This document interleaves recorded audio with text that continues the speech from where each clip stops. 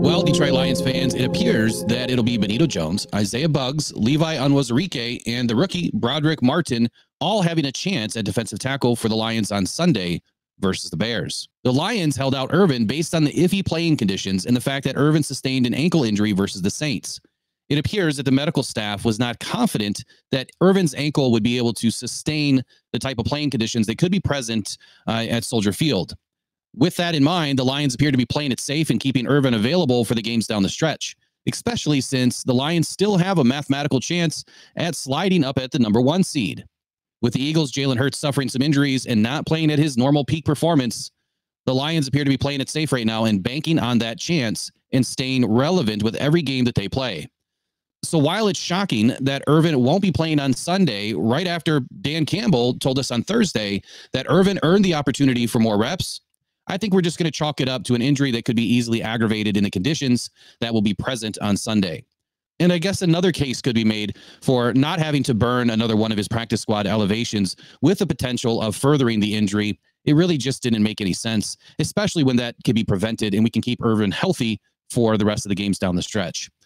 Also taking into consideration that this is the last outdoor game that the Lions are going to have to play this season. So it makes sense for Irvin to continue to rest the ankle, get healthy, and be ready to go. In other news, Bohanna was also not elevated. This was also a head scratcher today, but then again, not really. I spoke to this on Thursday as well, and I felt that Bohanna would be saved for Broderick Martin to potentially, or Buggs to potentially have their shot this weekend. And that's because Bohanna's last elevation was with the Saints, and any future elevations would mean that he has to be signed to the 53-man roster. So at this point, it appears that Bohanna is going to be, put on the sideline for just a moment, and so is Bruce Irvin, and the goal is to go deep into the playoffs and to keep these guys ready. Bohanna's been playing pretty good ball while he's been here in Detroit, and I don't think the Lions are ready to take the risk of losing him or having to commit to him just yet. Especially, there's still 5 games to play here, and there's going to be 4 more games to play after this weekend. And there's a couple of pretty big games coming up, one being at the Cowboys, and I believe the Lions want to have all systems go and kind of have the ability to elevate who they can and use those opportunities as they must. Now comes the conspiracy part to this video. And normally I don't go down these rabbit holes, but I was having a conversation with someone earlier today, and we kind of started going off into this direction of why did the Lions decide to really keep Bohanna out and just not sign him to the 53-man? It's not like they're really going to have a choice. We don't have another defensive tackle for at least 4 weeks. So they're going to have to sign him. But then again, maybe they don't have to sign him. And this is why. Just yet anyway. I firmly believe they will by the end of the season.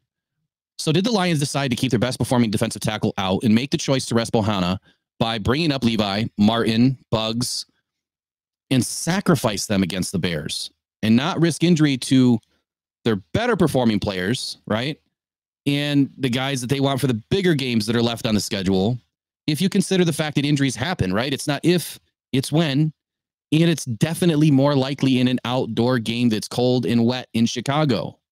The Lions may have just rolled the dice to put the guys that haven't played, haven't produced, apparently have had some issues in the locker room, unsubstantiated rumor, and have had some serious previous injuries, Levi Onwuzurike, that have severely limited their ability this season, and sacrifice them in this game when an injury is most likely to happen.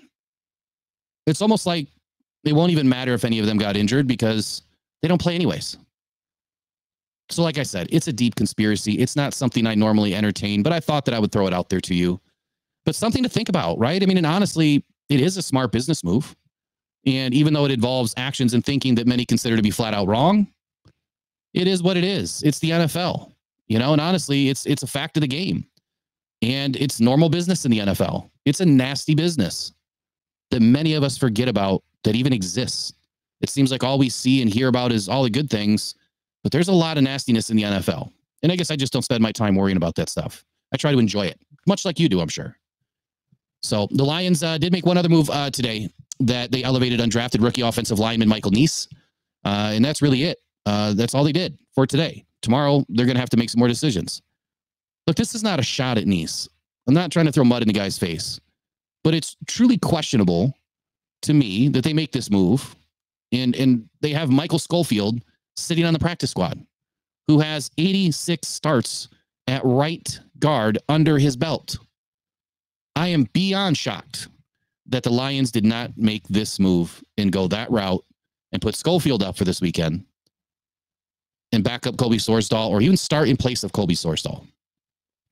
I'm expecting these to really play in more of a backup role at this point, someone to fill in behind Sorsdahl, and not starting in any way. So that's all I had for today's video. I hope you all are doing well on this Saturday evening, and I wish you all the best. So go on Pride, go Detroit Lions until the next time, and definitely until tomorrow. We'll see you later. Bye-bye.